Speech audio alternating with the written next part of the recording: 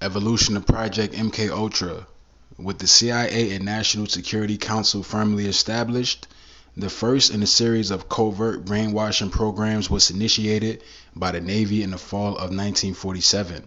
Project Chatter was developed in response to the Soviet successes through the use of truth drugs. This rationale, however, was simply a cover story if the program were to be exposed. The research focused on the identification and testing of such drugs for use in interrogations and the recruitment of agents. The project was officially terminated in 1953. The CIA decided to expand their efforts in the area of behavior modification with the advent of Project Bluebird.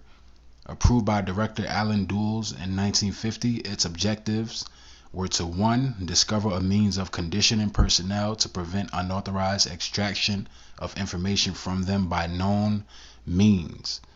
2. Investigate the possibility of control of an individual by application of special interrogation techniques. 3. Investigate memory enhancement. And 4. Establish defensive means for preventing hostile control of agency personnel. In August 1951, Project Bluebird was renamed Project Artichoke, which evaluated offensive uses of interrogation techniques, including hypnosis and drugs. The program ceased in 1956. 3 years prior to the halt of Project Artichoke, Project MK Ultra came into existence on April 13, 1953, along the lines proposed by Richard Helms, Deputy Director of Central Intelligence, aka CDCI, with the rationale of establishing a special funding mechanism of extreme sensitivity.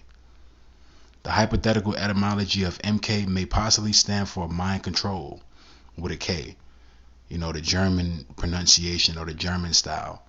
The obvious post-war translation of the German word control into English is control. A host of German doctors procured from the Nazi talent pool were an invaluable asset toward the development of MK Ultra, going back to Nazi Germany. The correlation between the concentration camp experiments and the numerous sub-projects of MK Ultra are clearly evident. The various avenues used to control human behavior under MK Ultra included radiation, electroshock, psychology, psychiatry, sociology, anthropology, graphology, harassment, substances, and paramilitary devices and materials, LSD being the most widely dispensed material. So just reading back up. The various avenues used to control human behavior under MK Ultra included radiation, electroshock, psychology, psychiatry, sociology, anthropology, graphology, harassment, substances, and paramilitary devices and materials. See, all these things are intertwined. They're all connected. LSD being the most widely dispensed material, a special procedure designated MK Delta was established to govern the use of MK Ultra. Abroad, MK Ultra / MK Delta materials were used for harassment, discrediting, or disabling purposes. Very, very interesting, and it's a lot, but it's very, very interesting, and it gives us insight into the actuality just when it comes to the truth about the entertainment industry. So reading on. Of the 149 sub-projects under the umbrella of MK Ultra having been identified, Project Monarch officially began by the U.S. Army in the early 1960s, although unofficially implemented much earlier, appears to be the most prominent and is still classified as top secret to this day. Not ad-libbing, that's just the truth. It's still classified as top secret to this day for national security or national security reasons. Monarch may have culminated from MK Search sub-projects such as Operation Spellbinder, which was set up to create sleeper assassins, i.e. Manchurian candidates. So Spellbinder is the operation that pretty much has certain people who are under a certain level of programming act out what they want to act out in terms of the power structure, what they want the power structure to act out, so there can be certain, laws passed through means of a tragic situation or a traumatic situation. You have certain changes that come from that type of effect, And that just goes back to the Hegelian dialectic. People are used. This whole world is about usury. Celebrities are used. People are used. Everybody being used. Whether it be in a way where it's mechanical, or in a way where it's overt or covert, or in a way where it's operational. A lot of people are being used. So where were we? Just reading that over. Manchurian candidates who could be activated, keyword activated, upon receiving a keyword. Just like how we say keyword, right? Upon receiving a keyword or phrase while in a post-hypnotic trance. Trigger words, keywords. Operation Often, a study which attempted to harness the power of occultic forces, was possibly one of the several covered programs to hide the insidious reality of Project Monarch. You have these guises that's meant to be established to soften up the actual understanding of what they do. It's all guises. It's almost like Christmas, all these different holidays, right? You have guises that's set up to hide the actual sinister origins of it. Like, people, they celebrate these holidays not even knowing that most of the origins of these things are sinister. You know what I mean? So that's how they do it. They soften you up. They soften you up with all these different things to make you think that what's before you isn't as egregious as it is. But it is. That's just the world we live in. We live in a wicked world, and everything is deceptive. So of course it's not going to be overt. That's the power of Satan. That's the objective of Satan, is to trick you. Definition and description. The name monarch is not necessarily defined within the context of royal nobility. Exactly. That's why you have this show called Monarch, where it goes into a certain aspect of nobility, but it's really a play on MK Ultra. But rather refers to the monarch butterfly, and we already understand the monarch butterfly.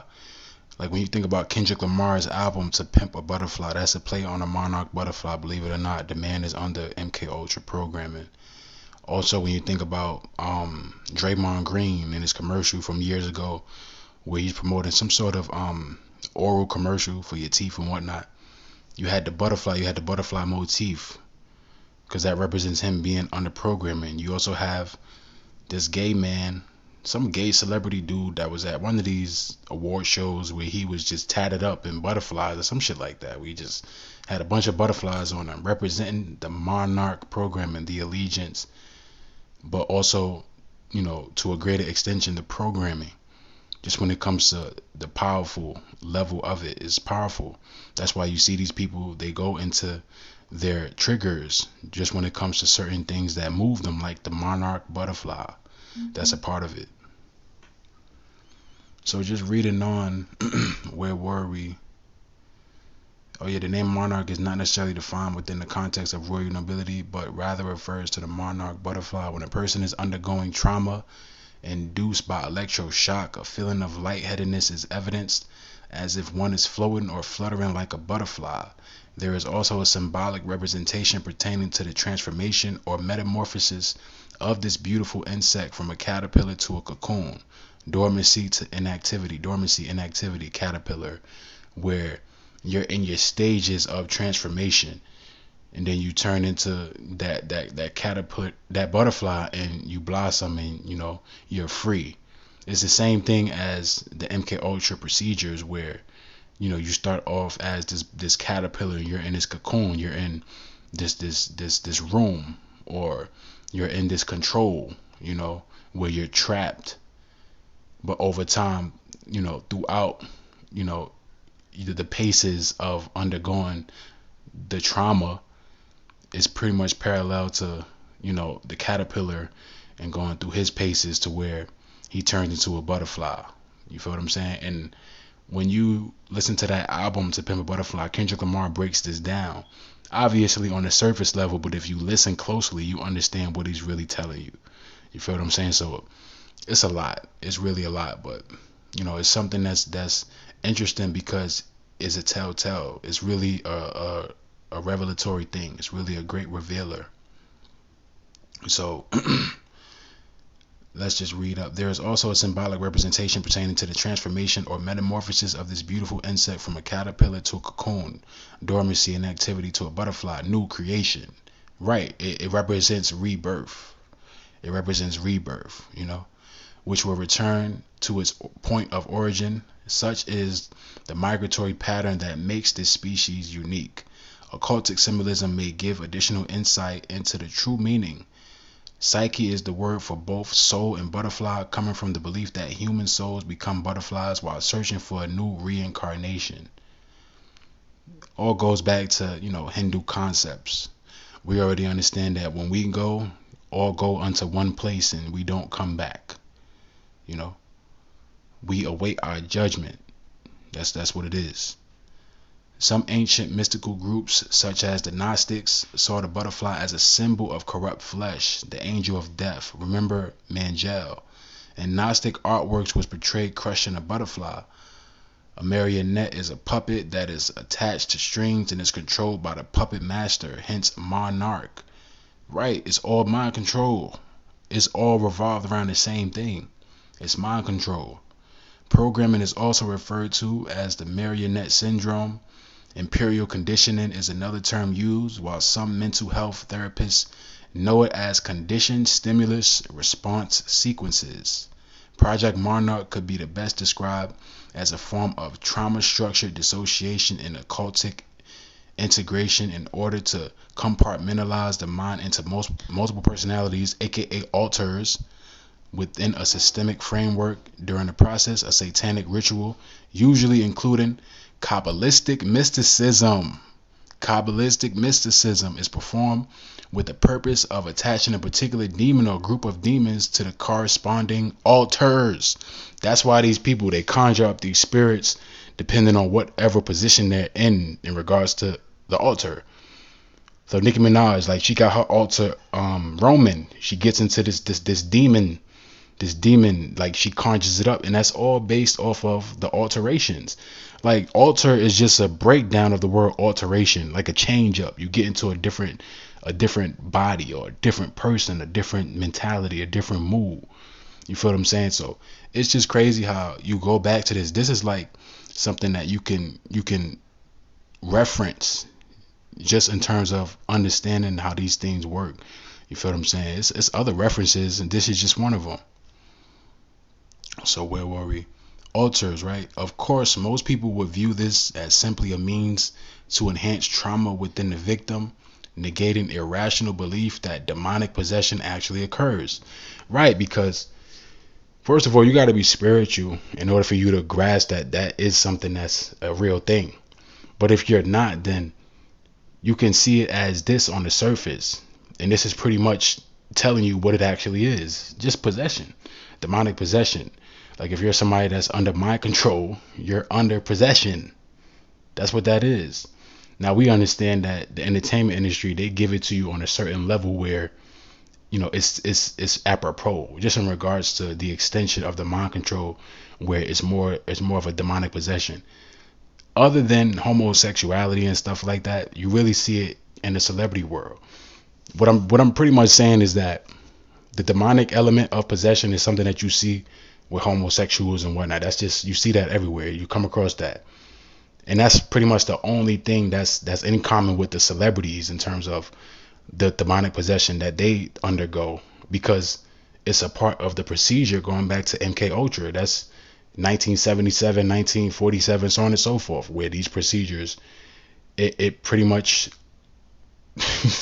messed up the subject to the point where the alterations that's a part or associated with that subject, that person is not necessarily him anymore. He don't know what he is, or she don't know what she is. That's why these celebrities, they grow up, they confused, they're stressed out, they depend on certain drugs and whatnot, all because of certain mind control experiments that they had to undergo. That's really the real skinny of it.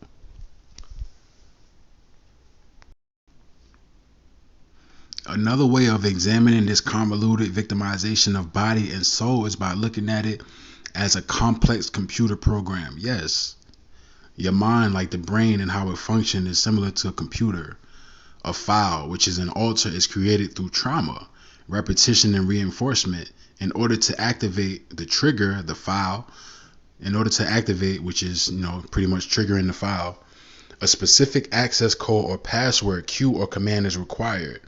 And that is pretty much the operation of MK Ultra or mind control, where the subject, he's pretty much pre-encoded with certain files. It's really real, but with certain files or alters, different personalities, and certain personalities or alters come out based off of the cue or the trigger. You feel what I'm saying? So it's pretty much similar to the advent or the aspect of understanding the computer and how the computer functions. The trigger is the activation, activating the file based off of certain trigger words, certain commands. The victim survivor is called a slave by the programmer or the handler, who in turn is perceived as master or God.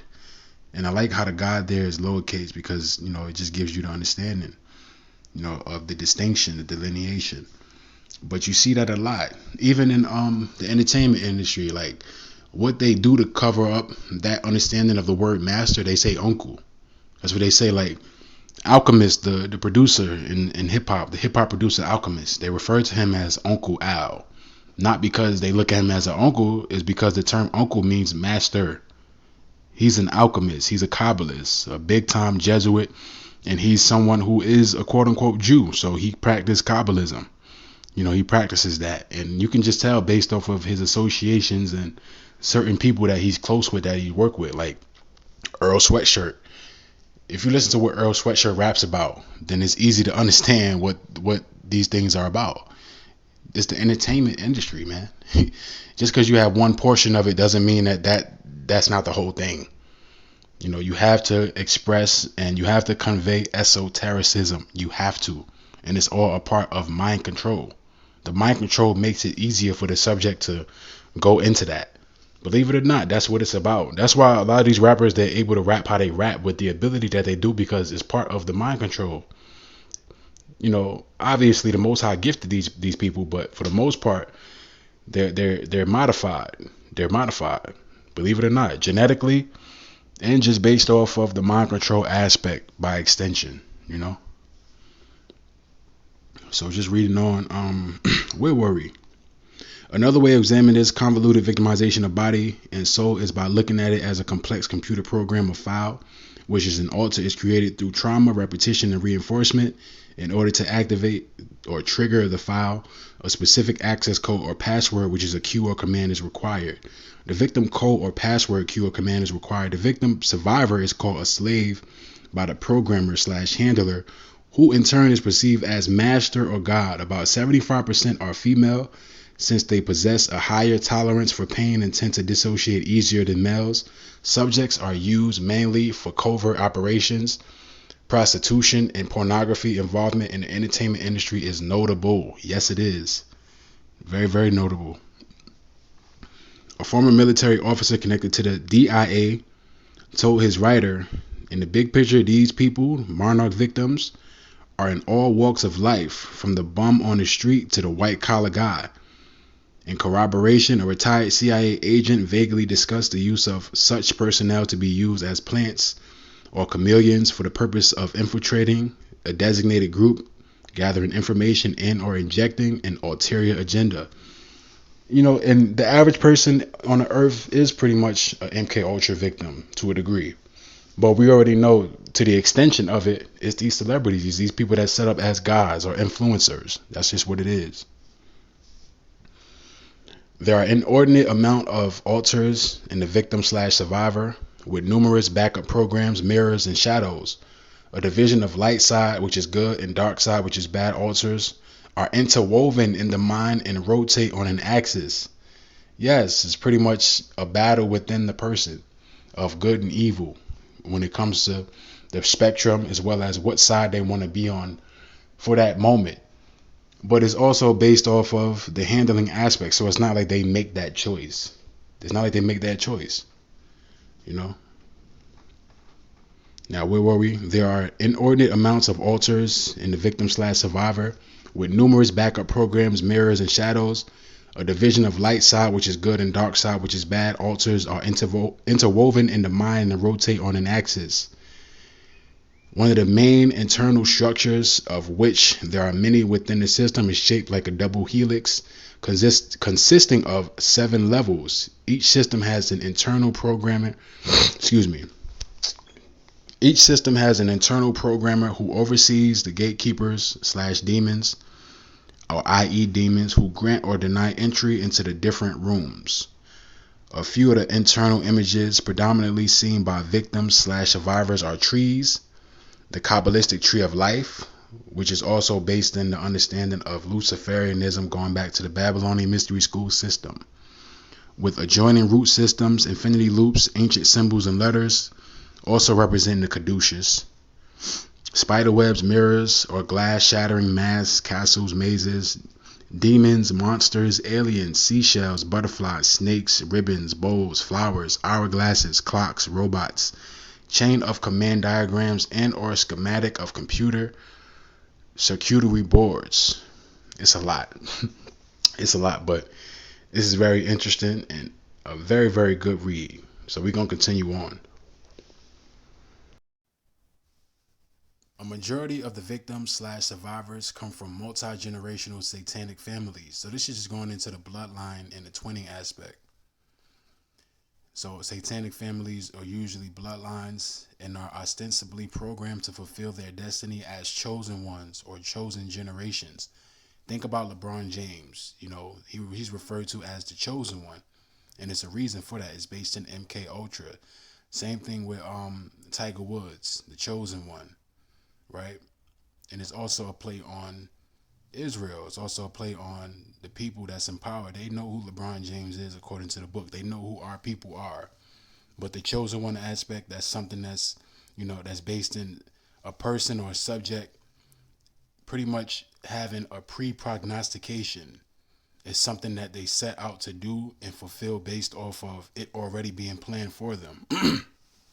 You have these Hegelian dialectic tactics with certain celebrities, certain subjects.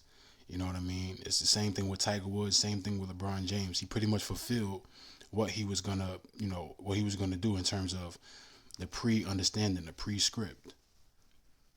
Right? So to fulfill their destiny as chosen ones or chosen generations. So they pretty much prognosticate what they're gonna fulfill based off of the initial programming aspect of it. A term coined by Mengele at Auschwitz, some are adopted out to families of similar origin. Others used in this neurological nightmare are deemed as the expendable ones, non-bloodliners. Also going into the aspect of, absent of nepotism, usually coming from orphanages, foster care homes, or incestuous families with a long history of pedophilia. There also appears to be a pattern of family members affiliated with government or military intelligence agencies. Think about Shaquille O'Neal, think about J. Cole.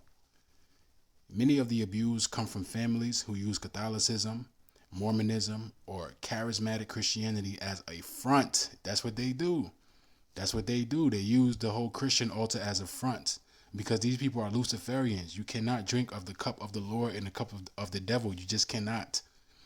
Anytime you see any of these celebrities, I don't care what they are. I don't care how much they express it in a way where it's almost convincing. When they talk about God, they're not talking about the Most High. They are not. They not. I don't care what you think, what you believe. These celebrities, when they mention God, they are not talking about the Most High. They are not. They're not talking about the God of Israel. They're not. Many of the abused come from families who use Catholicism, Mormonism, or charismatic Christianity as a front for their abominable activities. Though members of other religious groups are also involved, victims/survivors generally respond more readily to a rigid religious, dogmatic, legalistic, hierarchical structure because it parallels their base programming. Authority usually goes unchallenged as their will has been usurped through subjective and command-oriented conditioning. Physical identification characteristics on victims/survivors often include multiple electric prod scars and or resultant moles on their skin. A few may have had various parts of their bodies mutilated by knives, branding irons or needles.